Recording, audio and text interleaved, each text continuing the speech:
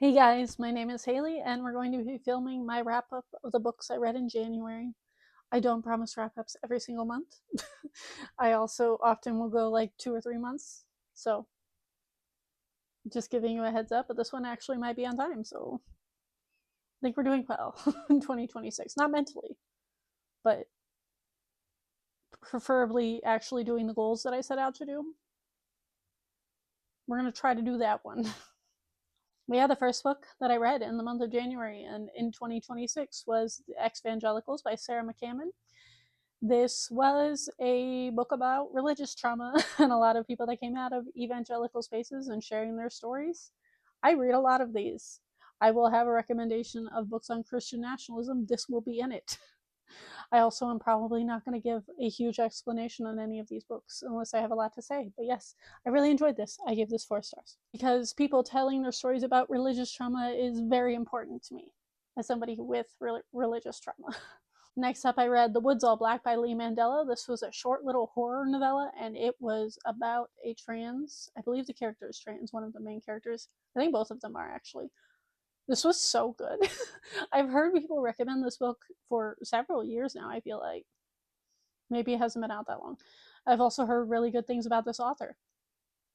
I will definitely be reading more by this author because this was so strange and so eerie and had such good representation. I loved it. I gave it 5 stars. And then I read Bad Eater and Other Names for Cora Zhang. This is a book by Kylie Lee Baker that was on like everybody's favorite books of last year for some reason.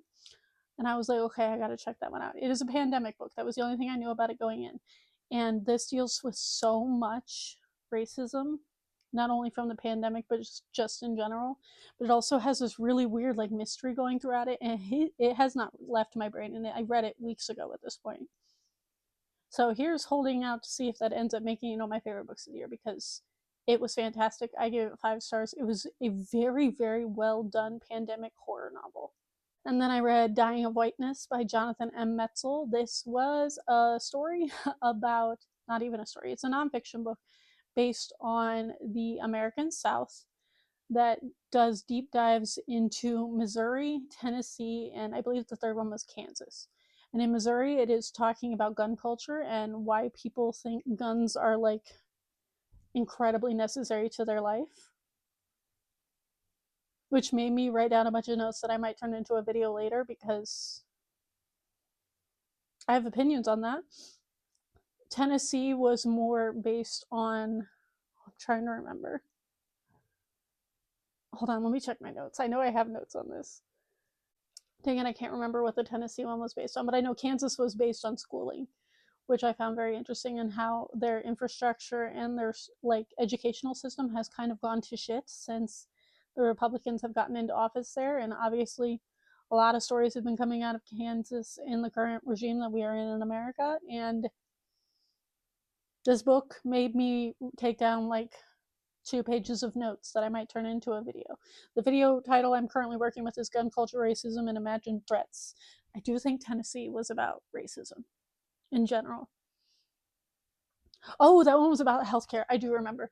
It was about the healthcare systems in the South, but specifically Tennessee, and why they will never vote for universal healthcare and constantly vote against their own best self interests. This was very interesting. I give this 5 stars.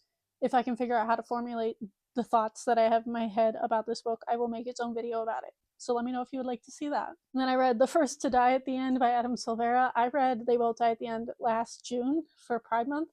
And Adam Silvera's books are books I've been wanting to read like since they came out when he was first very popular in the like 2010s. And I remember reading More Happy Than Not and thinking it was fine. They Both Die at the End that I read last year put me into tears randomly after like not caring for half of the book. This book is 500 plus pages, and I loved it so much. I love this series. I have the third one out from the library, and I'm too scared to read it because I know these books make me sob, and queer like YA in general makes me sob. But this concept of having like this death cast thing where you find out like somebody will call you the day of your death and tell you, hey, you're going to die today in the next 24 hours at some point. Enjoy. And this is just a normal thing for people who sign up for it in this world. But adding queer stories into that, and usually a romance, Oh, it hurts so much. And I never like am able to guess how they're going to die. Like I know that's literally the point of the stories is that the people are going to die at the end, and I'm surprised every time, and I'm never able to guess how it happens. But the end of this one was heartbreaking. It hurts me. And then I read Shiny Happy People by Clay McLeod Chapman. I'm not gonna lie, I read this because it's called Shiny Happy People, and that's the whole deep dive I've been doing on Christian nationalism. That is not what this one's about. This is a horror novel about this drug. I can't even remember the name of the drug, but it turns you into basically this happy little zombie. And it's about this girl who all of her friends end up taking this drug, even friends that she knew were not into drugs, and it like turns her whole town into these like zombie happy people. And her trying to figure out why it's happening and how to stop it. It was very fun. I gave it 4 stars. I really like Clay McLeod Chapman. I'm looking forward to reading more of his books because one of his books was on my favorites of last year, which was Wake Up and Open Your Eyes. Highly recommend checking out my favorite books of 2025 if you want to hear me rave about that one. Then I read The Ministry of Time. When this came out, I remember it being on like everybody's favorite books that year, but I also heard that a lot of people didn't like it because it wasn't what they expected. I ended up really liking this one. It's a sci-fi about these people who have figured out time travel, and they go back and like save people from like certain centuries, like one person per century, to see if it affects the timelines going forward. And there's like a romance between the person who's basically one of the rescued people's handler and this man from like the 1800s who was like a sea captain who was supposed to die, and they saved him, and he's like has to adjust to real life, and they have to like spend time in forced proximity in this house until he's rehabilitated and able to exist in the current century. I thought it was really interesting, but I also find time travel in general very interesting. Like my favorite TV show is Doctor Who. So I really like this one. I gave it 4.5 stars. And then I read Don't Let the Forest In by C.G. Drews. I've been following C.G. Drews on Bookstagram for years, probably like 3 or 4 years at this point, if not that. I have no concept of time, don't ask me. January was like 3 years long, but this is a little horror novel about these boys that go to this boarding school. Our main character is asexual. It is a big part of the story that he is, and there's this mystery of these monsters that are attacking the school, and only they can figure out how this works.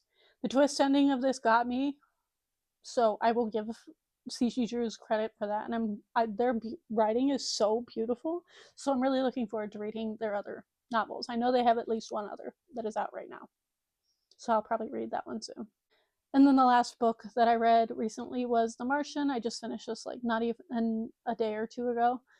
I've been meaning to read this since it came out in like 2014. I know it was everybody's favorite book of that year. I know everybody thinks it's hilarious. I think this was a case of this book was way overhyped in my brain because it's been more than a decade of people raving about it, about how funny it is. I liked it. I thought it was interesting. It's very sciencey, like everybody says. I thought it was interesting seeing him, Mark, having to survive on Mars when he gets abandoned and people thought he was dead and he ended up being alive, and he has to survive like a year and a half until somebody is able to come back and rescue him. I thought the ways that he chose to survive was very interesting. I thought his journey was interesting. I gave this 3.5 stars because I feel like I knew everything about this book without having read it because I've heard so many people talk about it. But I do plan to watch the movie. That is like a thing I'm doing this year. Any of the movie adaptations that I have not seen that came out in the last like 10 years, I'm going to go try and go find places to stream and watch those. So that might be on my media consumed. I don't know if I'm uploading my media consumed this month, before this, or after this. I think I'm going to do it before. But yeah, that's the thing I'm going to be doing of other media outside of books.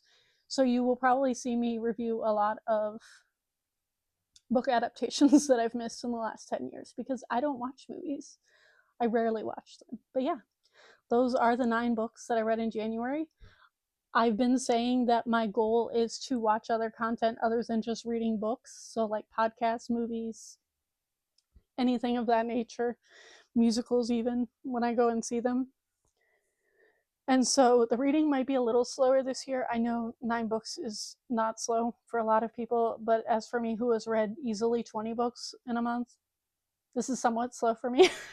So Let me know what your favorite read of the month was down below in the comments. If you have nothing to say, please leave me a bookstack emoji in the comments down below just to interact with the video and boost the video so we can get this into the algorithm and send it out to the peoples of the internet as we all are snowed into our houses. But thank you all for watching, and I will see all of you guys next time.